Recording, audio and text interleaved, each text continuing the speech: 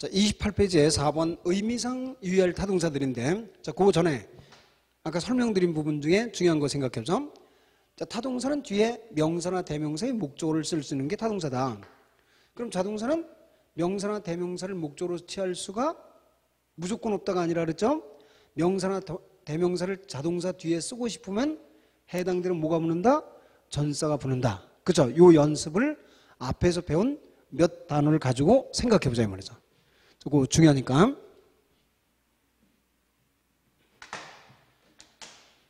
자, 가령 예를 들어서 그는 제인과 결혼을 했다를 쓰고 싶은 거예요. 결혼을 했다. 그럼 일단은 제인과 결혼했다니까 타동사니까 he married.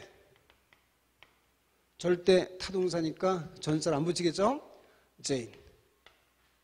자, 이렇게 쓰죠. 그럼 이걸 자동사로 쓰면 he got married가 자동사라고 했잖아요. 그래서 get married가 자동사다. 그럼 자동사 뒤에 명사, 대명사를 목적으로 쓰고자 한다면 반드시 뭐를 붙여라? 전치사를 붙여라. 그죠? 전치사를 붙여라. 근데 누구와 결혼하다 할 때는 특히 결혼은 공전이 아니라서 위드를 붙이는 게 아니라 뭐를 붙인다? 예속에 불행하게도 예속에 to를 붙인다. 그래서 get married to 이렇게 하면 같은 내용이 된다 이 말이죠. married와 같은 내용이 된다 하는 것 알았죠? 자, 그럼 만일 또 연습해서 나는 너를 기다렸다. 자, 이제 연습을 해보세요. 나는 너를 기다렸다. 그럼 먼저 타동사로 쓰면 I await가 타동사야. 그죠? 과거니까 I awaited you. 나는 너를 기다렸잖아요. 그럼 이거를 자동사로 쓰면 I waited you 하면 이건 타동사고 이건 자동사예요. 그럼 자동사는 전사를 붙여야 되는데 wait on 하면 시중들다고 wait for가 기다리다다. 이렇게 하는 거다 이 말이죠. 아시겠죠? 자, 이 관계를 주의해서 기억을 해 두셔야 돼요. 자, 그러면 다시 교재 28페이지로 돌아와서 의미상 유의할 타동사들. 자, 타동사 중에서 매우 중요한 문제가 있는데 그 중에서 시험 문제 많이 나오는 수준의 단어가 있는데 이게 바로 still과 랍의 차이점이다. 아시겠죠? 그럼 still과 랍이 뭐냐? 물론 still의 과거형이 stole, 과거분사 stolen 해서 조금 불규칙적으로 변화하지만요. still과 랍의 차이가 뭐냐? 그러면 어떤 사람은 이렇게 해요. still은 훔치다고 랍은 빼앗다다 이렇게 번역하는 경우가 있어요. 물론 맞을 수도 있지만 이렇게 하면 약 50% 대답도 안 된 거예요. 왜냐하면 still을 빼앗다라고 해석할 수도 있고 랍을 훔치다라고 해석해도 관계없어요. 그러니까 still과 랍은 훔치다 빼앗다의 문제가 아니고 가장 중요한 것은 목적어의 차이점이 다르다. 왜 차이점이 있다? still과 랍은 목적어의 차이점이 있다. 그럼 어떤 문제가 있냐면 still은 뒤에 물건 따위가 나오는 거예요. 이걸 가져가는 거예요. 이거를 훔치다. 이렇게 된 거예요. 반면에 랍은 사람이나 건물, 사람이나 건물을 털다의 의미다 이 말이죠. 털어가다. 물론 요즘 사람을 통째로 들고 가는 사람도 있지만 대개 물건이나 사람을 털 때는 랍을 쓰는 거고 어떤 걸 통째로 들고 가면 이거는 still을 쓰는 거다 이렇게 생각하면 돼요. 그리고 이때 랍과 똑같이 쓰는 단어가 deprive예요. 그래서 랍, deprive는 되게 같이 묶어서 기억을 한다 이 말이죠. 자, still과 랍의 차이는 뭐다? still은 물건 따위가 목적어고 랍은 사람이나 건물 따위가 목적어다. 근데 still과 랍을 잘 보세요. 그럼 이 주체는 누구예요? 훔치다, 털다 이것의 주체는 좋지 않은 사람들이죠. 그죠? 되게 강도니 도둑이니 하니까 되게 능동형보다는 수동형을 당한 사람이 더 중요하니까 억울하고 중요하니까 당한 사람 입장에서 글을 쓸 것이다 이 말이죠. 자, 그래서 예를 들면 자, 너 bad guy. 그 나쁜 친구가 요게 훔쳤어요. her purse. 그녀의 지갑을 훔쳤다. 이렇게 쓰겠죠. 그럼 여기다 그녀로부터 하려면 물론 from her라고 쓸 수가 있어요. 그녀로부터 지갑을 훔쳤다. 그럼 훔쳤다는 물건이니까 이건 들고 갈 수 있죠. 이때는 스토리에 관한 걸 쓴다 이 말이죠. The bad guy stole her purse from her. 이렇게 쓰겠죠. 근데 bad guy를 주어로 쓰는 것조차 기분 나쁜 거야. 왜냐하면 그녀가 중요한 거지 이 bad guy를 주어로 쓴다는 게 기분 나쁘다 이 말이죠. 그럼 뭐라고 써야 돼요? 이거는 거의 다 수동태가 중요하겠죠. she 그러면 she는 주어가 될 수가 없다 이 말이죠. 왜냐하면 이게 목적어니까 수동태는 뒤에서 배우지만 능동의 목적어가 수동의 주어가 돼요. 따라서 her purse 그녀의 지갑은 was stolen 도난당했다 이렇게만 쓰면 돼요. 여기다 또 from her를 쓸 필요는 없죠. 기분 나빠서 안 쓰는 거예요. Her purse was stolen 그녀의 지갑이 도난당했다 이렇게 써진다 이 말이죠. 자 그러면 이번엔 rob을 써봐요. The bad guy 이렇게 써놓고 이번엔 robbed 하면 사람이에요 물건이에요. 사람 her 그리고 여기는 of her purse 요게 또 중요하다 이 말이죠. 이건 훨씬 더 중요해요. of를 붙여서. 그래서 rob A of B A에게서 B를 빼앗다. deprive A of B 요 of를 붙이는 게 굉장히 중요하다 이 말이죠. 그래서 A에게서 B를 빼앗다 이럴 때 쓰는 말이고 심지어는 뭐 break을 써서 A에게서 B를 없애주다 또 치료하다 이럴 때도 of를 써요. 그래서 break A of B, cure A of B 이렇게 쓰는데 이건 응용해서 기억을 하고 여기서 중요한 거는 그 나쁜 친구가 그녀에게서 지갑을 강탈해 갔어요. 자 그러면 이걸 수동태로 쓰겠죠? 나쁜 친구를 주어로 할 필요는 없으니까 그럼 누가 주어요? 이번엔 그렇죠. she가 주어겠죠. She was robbed. 동사는 was robbed. 그 다음 of her purse는 당연히 써야 돼요. 그래서 저는 지갑을 도난당했다 이렇게 쓴다 이 말이죠.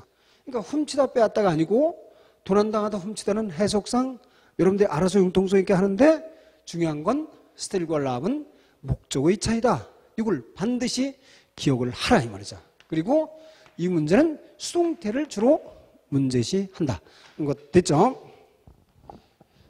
자 그리고 그 밑에 참고본에 보면 rob A of B나 deprive A of B는 A에게서 B를 빼앗던데 자 거기에 break A of B, cure A of B, relieve A of B A에게서 B를 없애주다, 치료하다 이럴 때도 활용해서 쓴다. 이거 참고로 보시면 돼요. 자 다음 두 번째 eat와 feed.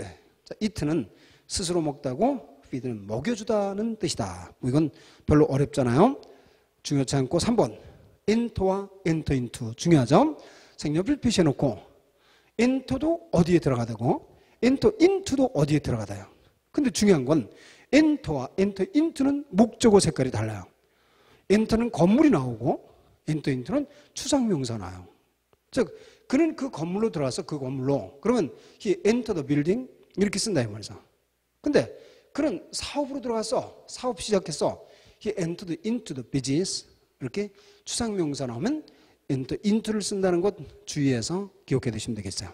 그 다음 4번 역시 별 표시 중요하겠죠.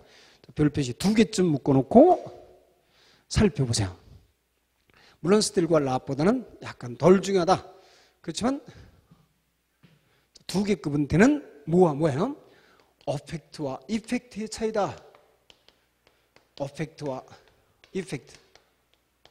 자, 이게 왜 중요하냐면 여러분들이 사전을 뒤져서 자세히 알기 위해서 어펙트와 이펙트의 차이를 뒤져보자 이 말이죠. 그러면 사전에 어펙트의 뜻 약 10몇 가지가 나와요. 이펙트의 뜻도 10몇 가지가 나와요. 그리고 나중에 보면 뭐가 뭔지 하나도 몰라요. 이 정도로 이 차이점이 명백하지 않다 이 말이죠. 그래서 여러분들은 어펙트와 이펙트가 나오면 이렇게 일단 하는 거야. 자, 어펙트와 이펙트가 동사로 쓰이면 어펙트는 무엇에 영향을 미치다. 근데 이게 타동사예요. 타동사다. 어펙트는 무엇에 영향을 미치다. 아시겠죠? 이펙트는 무슨 결과가 되다. 결과가 되다. 자, 그리고 근데 이거는 이펙트가 명사로 쓰이면 결과도 되지만 영향이라는 말도 있어요. 자, 요게 핵심이에요. 영향이라는 말이 있다 이 말이죠. 그런데 무엇에 영향을 미치다가 어펙트라는 단어 말고도 많다 이 말이죠. 그러면 타동사로서 가장 많이 볼 수 있는 게 influence예요. influence, 무엇에 영향을 미치다. 또 impact, 무엇에 충격을 주다만 영향을 미치다. 그래서 influence, affect, impact는 무엇에 영향을 미치다요. 그리고 influence는 형용사로 써도요. be influential, 이때는 in, 무엇에 영향을 미치다. 그리고 이걸 명사로 쓰면 have on influence, have an influence on, 이렇게 쓰면 무엇에 영향을 미치다 이렇게 돼요. 자, 그런데 여기다가 무엇에 영향을 미치다를 have an impact on 이렇게 해도 돼요. impact on 이렇게 하면 되죠. 그러면 혹시 have on affect on은 될까 안 될까요? have an affect on은 없어요. 왜냐하면 이건 동사가지 명사가 안 된다 이 말이죠. 그래서 이게 시험 문제가 되는 거예요. 그러면 만일 명사로 쓰고 싶을 때는 여기에 effect라는 단어를 명사로 쓸 수가 있어요. have an effect on 이렇게 쓴다 이 말이죠. 그래서 영향을 미치다가 굉장히 복잡한 거예요. 자, 무엇에 영향을 미치다가 affect고 effect는 결과를 가져오다는 동사인데 effect에 영향이라는 명사가 있다 이 말이죠. 그래서 영향을 미치다를 영어로 쓰다 보니까 타동사 세 가지가 있어요. influence, affect, impact 이런 게 있는데 이걸 형용사로 쓰면 be influential in이고 이걸 명사로 쓰면 have an influence on, have an impact on인데 have an affect on이 아니라 effect on이다 하는 걸 꼭 기억하라는 거죠. 그럼 됐죠? 자, 그래서 거기에 예문을 보니까 his scandal will affect election. 그의 스캔들은 선거에 영향을 미칠 것이다. 영향을 미치다. His loans affected the success에서 그의 근면함이 성공의 결과를 가져왔다. 그런 것 알 수가 있겠죠. 그래서 다음 페이지에 무엇에 영향을 미치다에 여러 가지가 나온 것 참고해서 보시면 되겠어요. 자, 다음 5번에 find. find의 과거형이 뭐죠? found예요. 과거문사 found. 근데 이 found라는 단어를 그대로 쓰면 여러분들이 뭐 파운데이션 할 때처럼 화장품에 found가 원래 동사로 쓰면 설립하다죠. 그래서 find의 과거형처럼 생긴 found는 설립하다다. 이것 두 가지를 비교해서 기억을 하고요. 또 그거는 6번에 wind도 마찬가지죠. wind, 감다인데 이것의 과거형 wound를 쓰면 이건 부상당하다, 부상하다 하는 말임을 기억해 두시면 되겠어요. 이건 동사의 꼴만 좀 주의해 두시면 되니까 별 문제 없겠죠. 자, 다음 세 번째 수요동사.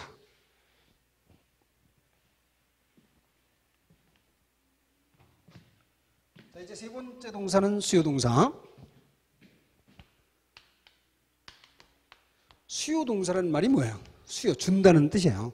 누가 누구에게 준다. 그래서 목조가 주어 동사인데 이 동사 뒤에 목조가 두 개 필요한 거야. 목적어 1, 목적어 2가 필요한 동사다. 이렇게 목적어가 두 개 필요한 동사를 수요동사다. 그럼 앞에 것은 전달자에게, 그 다음 뒤에 물건 따위가 이제 나오겠죠? 물건이든 무슨 내용이든 이걸 준다. 그래서 이걸 전해주거나 이걸 갖다 주거나 만들어주거나 어쨌든 이렇게 써야 되겠죠. 그래서 우리는 전달자를 간접 목적어 뒤에 것을 직접 목적어라 부르게 된다. 이런 걸 참고로 볼 수 있죠. 어쨌든 목적어가 두 개 필요한 동사를 수요 동사를 하는데, 그럼 예를 들면 이런 것들이죠. ask가 묻다 하면 그냥 타동사예요. 무엇을 묻다 하면 되니까. 근데 물어보다, 그는 나에게 길을 물어봤어. 그럼 목적어가 2개 필요하잖아요. 이런 것을 수요 동사다. 또 베이크는 굽다, 그러면 타동사에 그냥 목적어 하나만 필요한데, 구워주다, 그는 나에게 빵을 구워줬어. 이렇게 하면 목적어가 2개 필요한 거예요. 또 마찬가지로 bring이 가져오다, 또 build 세워주다, buy 사주다, 이렇게 해서 무엇에 주다, 이런 개념이 있으면 거의 수요 동사라구나, 그런 것을 여러분들이 이해해 두시면 되죠. 그래서 그냥 한번 쭉 읽어보시면 되겠어요. 자, 그런데 문제는 30페이지의 문제. 2번 사항에 별 표시가 필요하게 되겠어요. 수요 동사의 주의할 구문. 자, 1번 역시 별 표시. 수요 동사에서 뭘 주의할까? 자, 주의할 구문이 있는데 1번 사형식 구문에, 그러니까 우리가 흔히 수요 동사 구문의 기본 구조는 어떻게 되어 있어요? 그러니까 사형식 구문의 기본 구조다 하면 주어 동사, 간접 목적어, 직접 목적어다, 이렇게 쓰겠죠. 그래서 간접 목적어 앞에 직접 목적어를 뒤에 쓴다, 이런 걸 여러분들은 이미 알았죠. 앞에 문장 오형식에서 배웠다 이 말이죠.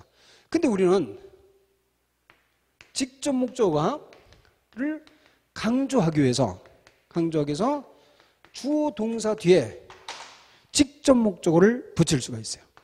직접 목적어를 먼저 쓸 수가 있다. 그러면 간접 목적어가 뒤로 가겠죠.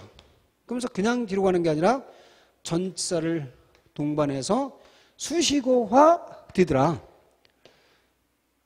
자, 다시 한번 목적어가 2개일 때 원래 간접 목적어 앞에 직접 목적어를 뒤에 쓰는데, 우리말은 어떤지 한번 여러분들이 이제 숙달된 우리말 가지고 연습해 보세요. 나는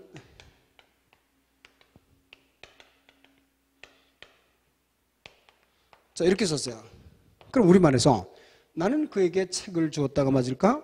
나는 책을 그에게 주었다. 어느 게 맞을까?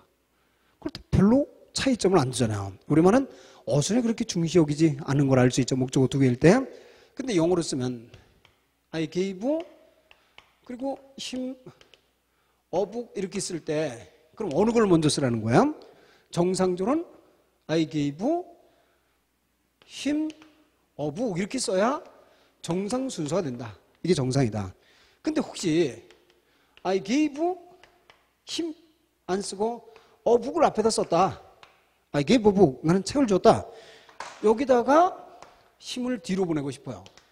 그러면 힘을 뒤로 보낼 때, 뒤로 보내면 여기는 어떻게 될까? 전사를 반드시 붙여야 된다. 그래서 이게 수식어가 된다 이 말이죠. 자, 이 연습이 중요하게 되겠어요. 자, 영어에서는 목적어가 2개일 때 간접 목적어 앞에 직접 목적어를 뒤에 쓰는 것이 기본 원칙이지만, 직접 목적어를 강조해서 앞에 쓸 때는 간접 목적어를 뒤로 보내면서 전사를 붙인다. 수식으로 만든다. 어떤 전사가 필요할까요? 이거예요. 어떤 전사가 필요할까요? 그럴 때 거기에 자, 1번 to가 필요하다. 일반적인 동사는 다 to를 써요. bring to, give to, hand to, lend to, pay to, send, teach, tell, throw 다 to를 붙인다 이 말이죠. 그래서 I gave John some tip. 나는 존에게 약간의 힌트를 줬다. 빠른 속도로 하면 I gave some tip to John 이렇게 쓰면 돼요. He taught me English. 그는 나에게 영어를 가르쳐줬다. 그럼 he taught English to me. I will lend you some money. 나는 너에게 돈을 빌려줄게. I will lend some money to you. 이렇게 쓴다 이 말이죠. 아, 그러면 간접 목적어 앞에는 to를 붙이는구나, 이렇게 생각하면 돼요. 일반 수요 동사들이 대부분 다 to를 붙이니까. 근데 B번은 그 맨 뒤에 생색동사로 되어 있죠. 생색동사. 이게 무슨 말이냐? 여러분들이 예를 들어서 자, 이런 걸 생각해봐요. 사람들은 되게 이기적이라 자기 손에는 한 푼도 보기를 싫어해요. 그죠? 그 정도로 이기적이죠. 누가 길거리에서 나 1,000원 좀 줘. 그러면 쉽게 내주는 사람 없잖아요. 그죠? 여러 가지 재고 상황판 내서 이렇게 주게 되는데, 자, 그런데 우리는 정말 어리석은 일을 이제 하는 걸 볼 수가 있는데, 자, 만일 이제 어떤 사람이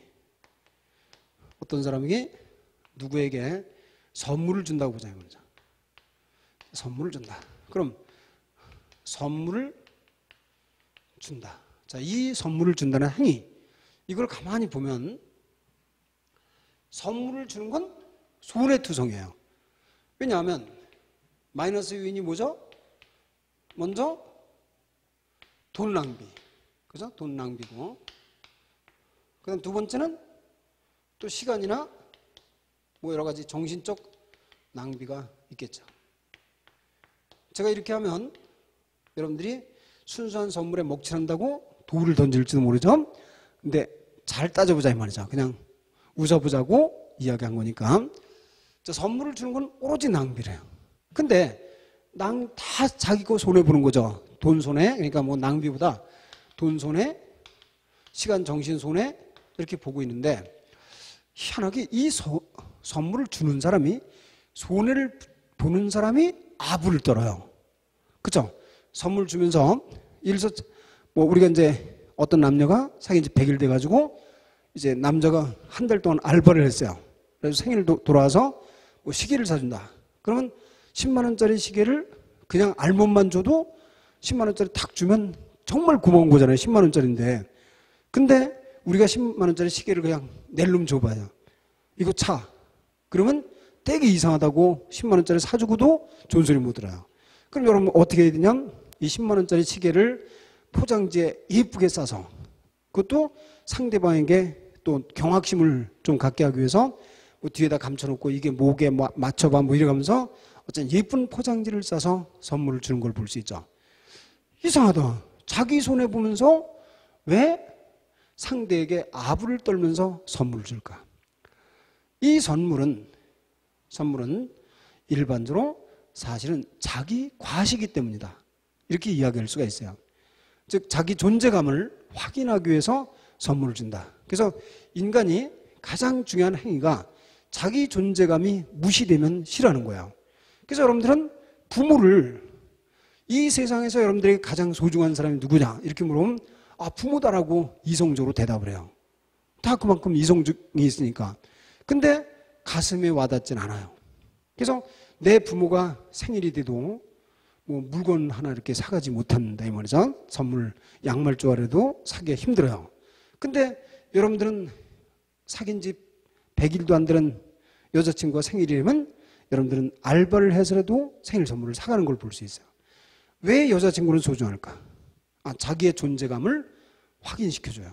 항상 너 잘났다, 너 없으면 나 못 산다, 이 세상에 네가 참 태어난 게 고맙다 뭐 이래가면서 이제 하니까 얼마나 좋냐 이 말이에요. 그래서 세상에서 가장 소중한 일은 자기 존재감을 확인시켜주는 사람, 이 사람이 가장 자기에게 소중한 사람이다.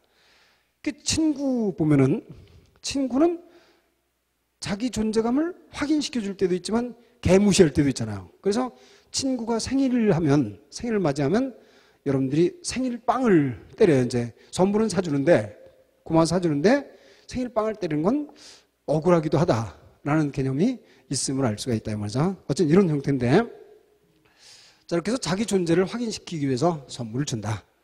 자, 그런데 자, 언어로 보세요. 선물을 주면서 이거 내가 너에게 주는 거야. 자, 이렇게 말하는 게, 주면서 말하는 게 나을까? 이거 내가 너를 위해 주는 거야. 어느 게 나을까? 딱 요 조사, 우리말로 조사, 요 두 가지 보자면서 너에게 주는 거야가 나을까? 너를 위해 주는 거야가 나을까? 너를 위해가 훨씬 더 값어치 있어 보이는 거예요. 아, 그래서 to you보다는 for you가 훨씬 더 값어치 있다. 영어도 그렇다 이 말이죠. 아시겠죠? 따라서 give에도 to you를 쓸 수 있는 거예요. 구어체에서는. give, 아까 give, send 하면 무조건 to다 이렇게 암기하지 말고, 그건 시험 볼 때는 그렇게 하지만 일반 대화에서는 give를 쓰고 for you라고 써도 좋다 이 말이죠. 소중할 때는. 아시겠죠? 자, 그런데 시험 나왔을 때 for를 쓰려면 적어도 동사가 거기에 걸맞는 동사가 나와야 되겠죠. for를 쓸 만한 동사. 동사들이 나왔을 때 for를 쓰더라. 이 for에 걸맞는 동사를 이름하여 생색동사라고 쓴 거예요. 그럼 생색동사는 뭐예요?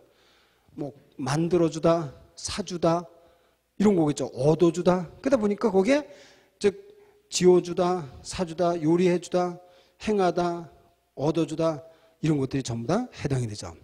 bake, build, buy, cook, do, gain, get, make, obtain 이런 것들은 for를 붙인다 이 말이죠.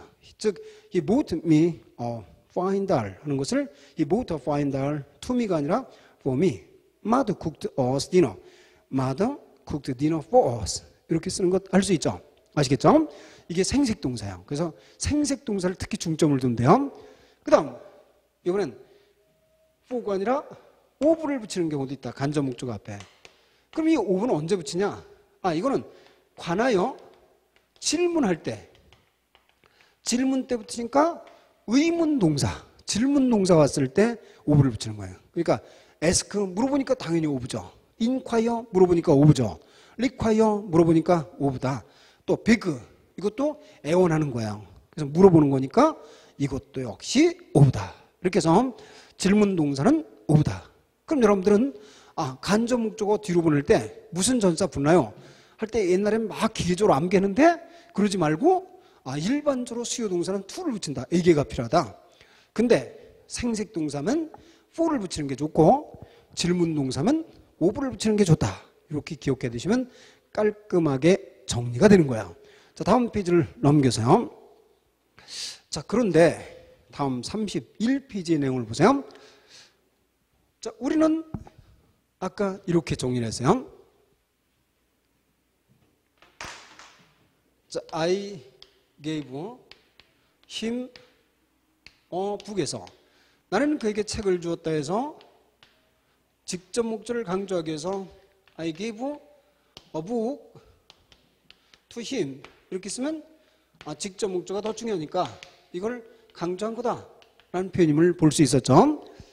근데 왜냐하면 목적어 이름이 직접 목적어니까 아무래도 더 중요하겠죠. 그래서 그 앞에 쓴 거예요. 근데 간접 목적어 이름은 간접인데 간접 목적어가 더 중요한 동사가 있어요. 간접 목적어가 더 중요하다? 그럼 무슨 말일까? 자, 예를 들어보자 말이죠. 그는 나는을 해야 되겠죠. 나는 그의 생명을 구해 주었다. 자, 이걸 만일 영어로 써보는 거예요. 나는 그의 생명을 구해줬어요. I saved his life. I saved his life.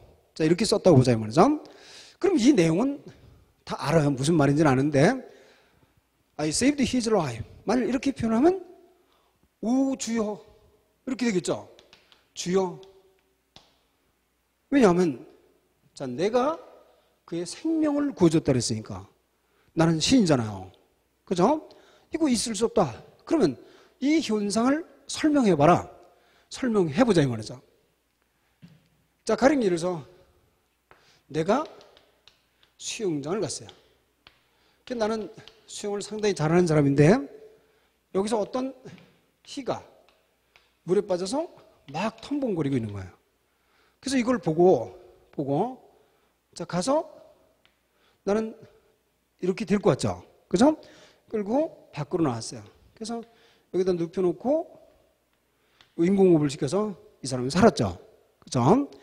자, 이 행위는 내가 구해준 게 그의 생명일까? 그일까? 그를 구해줬을까?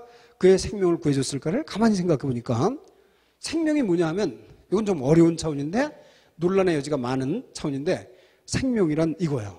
여러분들 숨꿀 부분에 있던 여러분들 영혼이 뿅 빠져나가면 여러분들은 죽은 거잖아요. 근데 이걸 내가 보고 생명을 도로 넣어주면 생명을 구해준 건데 이걸 한 게 아니고 이걸 들고 나왔으니까 따라서 내가 구해준 것은 그의 생명이에요. 그를 구해줬어요. 그를 구해줬다 이렇게 써야 돼요. 따라서 내가 구해주었다의 대상이 되는 것은 I saved 힘이 일단 있어요. I saved him. 간접 목조가 더 중요하네? 이렇게 되죠. 그래서 절대로 이 간접 목조를 안 써도 틀리고 또 뒤로 보내도 틀리는 거예요. 이 동사를 우리는 일반적으로 간접 목조가 더 중요한 동사다. 그럼 그 동사가 뭐뭐 있어요? 부러워하다. NB. 나는 당신의 부지런함을 부러워한다. 그럼 내가 부러워하는 건 당신이지 부지런함이 아니다 이 말이죠. 그래서 거기에 용서, 결정, 바람에 allow, NB. 그러지도 부러워하다. forgive 용사다. pardon 용사다. save 구해주다. spare 구해주다. 또 비용 경비, 빌, 차지, cost, fine 또는 bid, 외거 이렇게 나오죠. 자, 근데 그걸 일일이 암기하지 말고 주로 NB, grudge, forgive, pardon, save, spare 또 아니면 charge나 cost 정도 기억을 해두시면 되겠죠. 자, 이런 동사는 간접 목조를 더 중시하니까 절대로 뒤로 보낼 수 없다. 자, 그러면 간접 목조를 뒤로 보냈을 때 전사를 붙이는 경우를 배웠고 간접 목조가 더 중요해서 절대로 뒤로 보낼 수 없는 동사를 배웠고 그 다음 세 번째 자, 이런 경우를 보자 말이죠. 나는 주었다 그에게 책을. 자, 이건 맞죠? 어순이 간접 목조, 직접 목조 어순 맞았어요. 근데 나는 주었다 그에게 그것을 이렇게 써보자 말이죠. 나는 그에게 그것을 주었다. 그러면 우리는 간접 목조고 직접 목조가 있어요. 그러면 두 목조 중에 어느 게 더 중요한 목조라 그랬죠? 직접 목조가 말 그대로 직접 목조니까 더 중요. 그죠? 그럼 간접 목조는 약간 덜 중요. 근데 덜 중요한 목조를 왜 앞에 썼을까요? 앞에 쓴 이유는 형태로 보니까 이건 인칭이고 이건 주로 사물 따위가 되니까. 그러니까 이건 사람이고 이건 사물 따위니까 사람이 중요하냐 물건이 중요하냐 그럼 당연히 사람이 중요하니까 인칭 대명사를 앞에 쓸 수밖에 없어요. 간접 목조를 인칭 대명사로 주로 되니까. 근데 직접 목조가 인칭 대명사라면 그러면 직접 목조가 인칭 대명사 된 게 뭐 있어요? it나 them이겠죠. it나 them이라면 그러면 힘이 중요해요? itthem이 중요해요? 직접 목조 더 중요하잖아요. 그래서 이건 못 쓴다. 이렇게 쓰면 약속이 틀린다. 그래서 이때는 바꿔 쓰는 거예요. 근데 그냥 바꿔 쓰진 않아요. 되게 I gave it 아니면 I gave them 그리고 기부가 있으니까 힘 이렇게 바꿔 쓰면 어색하니까 원래 전사를 붙여서 바꿔 쓰면 좋겠다 이 말이죠. 그래서 I gave it to him, I gave them to him 이렇게 쓰는 거 다 알 수 있죠. 직접 목조가 it나 them일 때 일반적으로 전사, 간접 목조를 쓴다는 것을 여러분들 알 수가 있죠. 자, 다음 수요 동사로 착각하기 쉬운 타동사 수거들. 자, 이것도 시험 문제 자주 나오죠.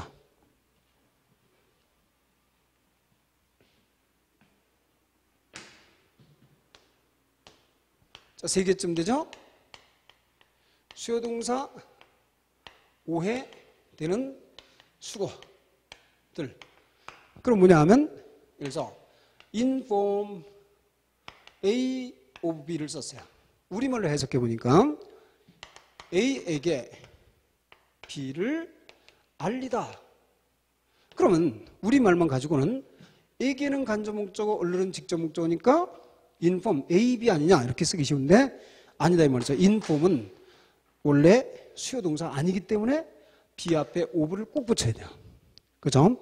그럼 마찬가지로 remind A, B를 써봐요. A에게 B를 생각나게 하다. 그럼 에게도 있고 얼를도 있으니까 A, B라고 쓰는 거 아니냐? 아니다. remind는 타동사지 수동사 아니니까 반드시 B 앞에 of를 붙여야 된다. 이거예요. 그래서 또 accuse A, B A에게 B를 비난하다 고발하다. 역시 accuse는 타동사지 수요동사 아니니까 B에 of를 붙여야 돼요. 또 convince 확신시키다. A에게 B를 확신시키다? 아니다 이 말이죠. 반드시 타동사니까 수요동사 아니니까 of를 붙인다. 그래서 inform, remind, accuse, convince는 B 앞에 of를 붙여야 된다. 붙이는 이유는 수요동사가 아니기 때문이죠. 목적어 두 개를 동반할 수 없기 때문이다 이 말이죠. 자, 그게 그런 식으로 연결이 되는 거야. 자, 그럼 페이지를 넘겨서 자, 다음 2번 경우엔 뭐가 났을까? 자, 그럼 마찬가지로 provide A, B. 자, A에게 B를 공급하다 이렇게 되겠죠? provide는 사연이 많은 동사야. 자동사도 되고 목적어 하나도 되고 또 전사 동반해도 되고 굉장히 복잡한 동사다 이 말이죠. 그러면 A에게 B를 공급하다 했으니까 둘 다 목적어 될 수 있잖냐? 간접 직접 되지 않냐? 아니다 이 말이죠. provide는 수요 동사가 아니에요. 그래서 타동사만 되기 때문에 전사를 붙여야 되는데 이때 이 전사가 중요해요. provide는 A에게 B를 공급하다면 with B 에게 B를 가지고 주는 거예요. 근데 provide에 B를 앞에다 썼어요. 그래 A를 뒤에다 쓰면 provide B for A가 되는 거예요. A에게 똑같아요. A에게 B를 공급하다를 provide A 하면 with B고 provide B 하면 for A다 하는 걸 꼭 기억을 하라 이 말이죠. 굉장히 중요하겠죠. 이건 더 중요하다. 이걸 알 수가 있죠. 물론 provide 대신 furnish 그것도 공급하다고 supply 이런 것도 역시 공급하다죠. 그래서 이렇게 쓸 수 있지만 자주 쓰는 꼴은 아니니까 참고해서 기억을 하고요. 또 present가 있죠. present A with B A에게 B를 선물로 주다는 말임을 알 수가 있다 이 말이죠. 자, 그런 거 하면 자, 역시 또 연결해서 replace를 보세요. replace 이거는 해석은 달라요. A with B 하면 이때는 A 대신 B를 쓰다요. 그런데 이게 같은 말로 옛날엔 이것이 자주 시험 문제 나왔어요. 뭐냐면 substitute 같은 말 substitute B for A다. 그래서 replace A with B는 substitute B for A다 해서 A 대신 B를 쓰다라고 기억을 해두시면 되죠. 어쨌든 여기는 주로 with를 동반한 수거들을 본 거죠. 그 다음 역시 전사 동반 수거에서 가장 틀리기 쉬운 건 to를 동반한 꼴이죠. to B. 근데 to B가 아니라 to A예요. A에게가 뒤에 있어요. B가 앞에 있고 그러면 A에게 B를 먼저 say B to A 하면 A에게 B를 말하다. A에게 B를 말하다. explain B to A.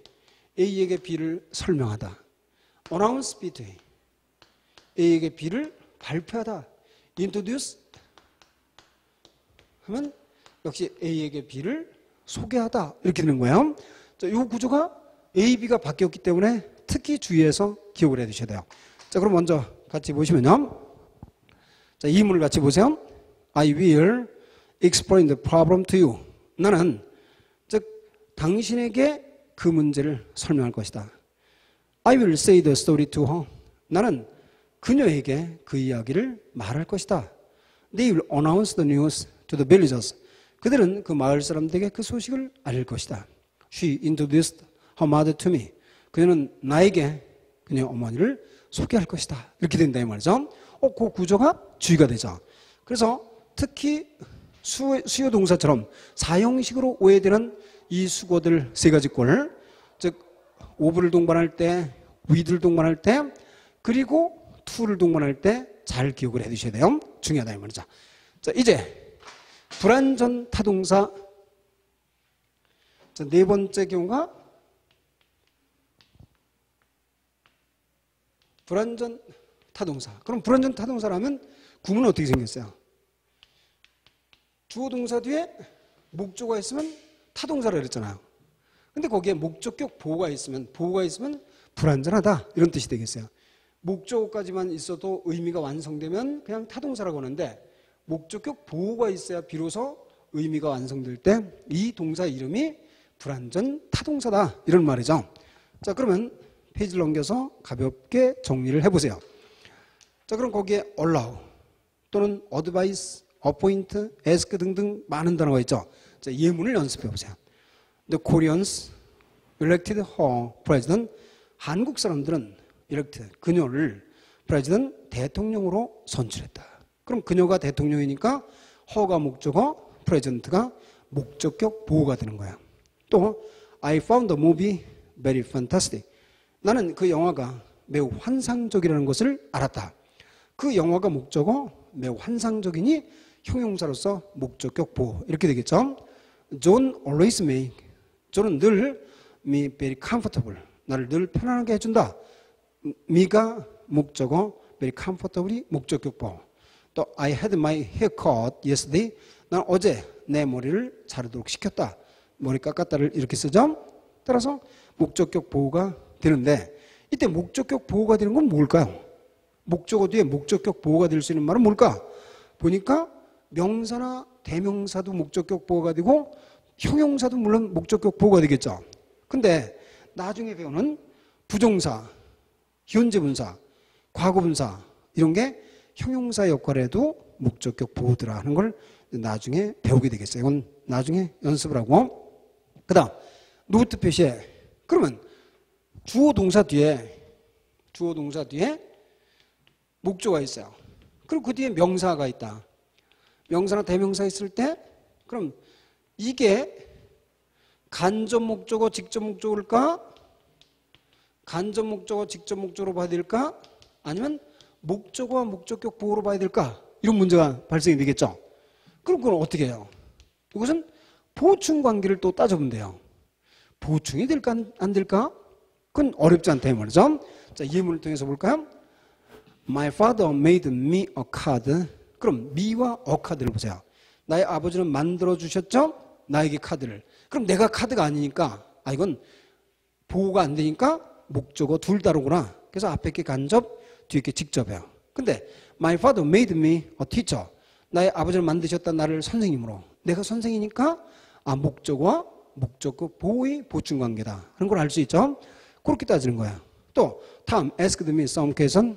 탐은 나에게 약간의 질문을 했죠. 내가 질문이 아니니까 나에게 그 간접 목적어, 약간의 질문이 직접 목적어 이렇게 되죠.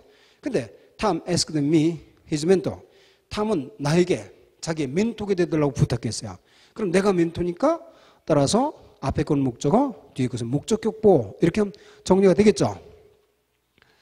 자, 다음 또 하나 중요한 것이 사형식 구문에서는 쉽게 말하면 우리가 수요 동사에서는 간접 목적어는 뒤로 보낼 수 있겠죠. 근데 직접 목적어는 뒤로 보낼 수 없다. 그건 당연하겠죠. 간접 목적어는 뒤로 보내는 경우가 가끔 있지만 직접 목적어는 뒤로 보낼 수 없다. 근데 이것도 물론 이렇게 말할 수 있어요. 직접 목적어가 엄청 길어요. 목적어가 너무 길고 여기 목적격 보호가 형용사로 하나 대놓고 나왔다. 그럼 이때는 당연히 이걸 이렇게 도치해서 쓸 수 있는 거예요. 그러니까 이거는 지금 별로 논리가 중요치 않다 이 말이죠. 그래서 그 논리는 우리가 목적격 보호냐 아니면 목적어 둘이냐를 구분할 때 별로 중요한 게 아니다는 걸 기억해 두시면 돼요. 자, 그러면 불완전 타동사에서 중요한 사항은 뭘까? 자, 중요한 내용은 거기에는 주어 다음에 어떤 동사가 있을 때 목조가 있고 목적격 보호가 있는데 이 목적격 보호 앞에 반드시 to-be를 붙여야만 되는 경우가 있어요. to-be를 안 붙이면 틀리는 경우가 있다. 그럼 이 동사가 무슨 동사냐면 인식 동사들이 나오면, 즉 주어 다음에 인식 동사들이 나오면 목적격 보호 앞에 반드시 to-be를 붙이더라. 이건 꼭 기억을 해야 돼요. 자, 인식 동사가 뭐예요? 생각하다리 외동사. 그러니까 acknowledge, believe, guess, judge, suppose, think. 이게 목적격 보호를 동반하면 반드시 to-be를 붙여야 돼요. 물론 judge는 to-be를 안 붙이는 경우도 있어요. 자, 예를 들어서 Tom believed Mary. 탐은 믿었다. Mary가 총명하다고 할 때 Mary intelligent. 이게 보다 Mary to be intelligent. 물론 형용사 때는 to-be를 안 써도 목적격 보호인지 아니까 생략할 수 있지만 명사 때는 꼭 붙여야 돼요. Tom supposed Mary to be a teacher 이렇게 써야지 Tom supposed Mary a teacher라고 안 쓴다 이 말이죠. 그래서 인식 동사 뒤에는 목적격 앞에 반드시 to be를 붙인다. 그런데 judge는 we judge him to be. 이때는 to be 안 붙여도 된다는 거죠. An expert in the religious field. 우리는 판단한다. 그를 종교 분야의 전문가라고. 이럴 때 judge는 명사가 왔음에도 to be를 생략할 수 있다. 어쨌든 자, 주어 다음에 인식 동사 나왔다. 생각하다 류의 동사 나왔다. 목적격보 앞에 뭐 붙인다? to be를 붙인다. 형용사 때는 to be를 생략할 수도 있다. 그리고 judge는 명사인데도 생략할 수 있다. 이렇게 기억하면 돼요. 그 다음 두 번째. 자, 주어 동사 뒤에 목적어가 있고 목적격보가 있는데 이 목적격보 앞에 이번엔 to be가 아니라 as를 붙이는 경우가 있다. 자, as를 붙이는 경우가 있다. 자, 이 경우는 무슨 동사일까? 분류 기술 동사라고 부른다. 근데 이렇게 써도 아무 소용없어요. 단어를 기억해줘. 분류 기술 동사가 뭐냐? 그럴 때 주로 간주하다는 개념이 해당된다 이 말이죠. 간주하다 아시겠죠? 거기에 accept, characterize, classify, describe, intend, recognize, regard, think of, look upon 이렇게 있죠. treat, use가 있는데 특히 classify, describe 하고 한 줄 띄어서 regard, think of, look upon. regard, think of, look upon은 둘 다 간주하다죠. 셋 다. 자, 이렇게 간주하다는 개념의 동사가 있으면 as를 붙이는 거야. We regard Tom as a genius. 우리는 탐을 천재로 간주한다. We think of Tom as intelligent. 탐을 총명한 것으로 간주한다. They characterize Tom as a diligent student. 이렇게 해서 as를 붙이는 경우는 주로 분류 기술 동사다. 이렇게 됐죠. 그 다음 이번엔 해석을 보니까 세 번째는 해석을 보니까 주어 동사 목적어 목적격보처럼 보이는데 절대 목적어 목적격보를 쓰지 않고 대트절을 꼭 써야지 목적어 목적격보를 안 쓴 경우가 있다 이 말이죠. 이런 동사가 나온다. 그럼 뭐예요? 이 동사는 주로 무슨 동사냐? 제안이나 요구를 나타내는 동사들이 들어가면 자, 일반적으로 목적어 목적격보가 아니라 대절을 반드시 써야 한다는 뜻이에요. 자, 그러면 제안 요구니까 뭐 demand, hope, insist, propose, suggest 이런 거죠. 자, 이거는 뭐냐 하면 나는 탐이 시험에 합격하기를 바란다 할 때 I hope Tom 하면 맞아요, 틀려요? 틀리죠? I hope Tom이 아니라 I hope that Tom will pass the exam. 또 Jane suggested me to accept a proposal을 이렇게 안 쓰고 Jane suggested that I should accept a proposal 이라고 쓴다는 걸 기억을 해 두시면 되겠어요. 자, 이렇게 해서 우리는 일반적으로 목적격 보에 to be를 붙이는 경우, as를 붙이는 경우, 그리고 목적어와 목적격 보를 안 쓰고 대절을 동반하는 해석은 그렇게 되는데도 대절을 써야 되는 제한 요구 동사들 이런 건 기억을 하실 만하죠. 자, 그런데 맨 밑에 노트 consider 색연필 표시. consider는 목적격보 앞에 to be를 붙여도 좋고요. as를 붙여도 좋고 또 안 써도 관계없어요. 그리고 물론 당연히 대절을 동반할 수도 있고 아시겠죠? 자, consider라는 동사는 목적격보 앞에서 할 수 있는 거 다 한다 이 말이죠. to be를 붙여도 좋고 아니면 as를 붙여도 좋고 to be나 as를 안 붙여도 생략해도 되고 또 아니면 목적어와 목적격보를 안 쓰고 대절을 동반해도 관계없다 하는 걸 꼭 기억해 두시면 되겠죠. 자, 이렇게 해서 여러분들은 이제 동사의 종류에 관해서 중요한 사항들을 전부 살펴봤죠. 자, 잠시 쉬었다가 이제 같이 문제풀이를 통해서 좀 더 확인을 해보도록 하죠.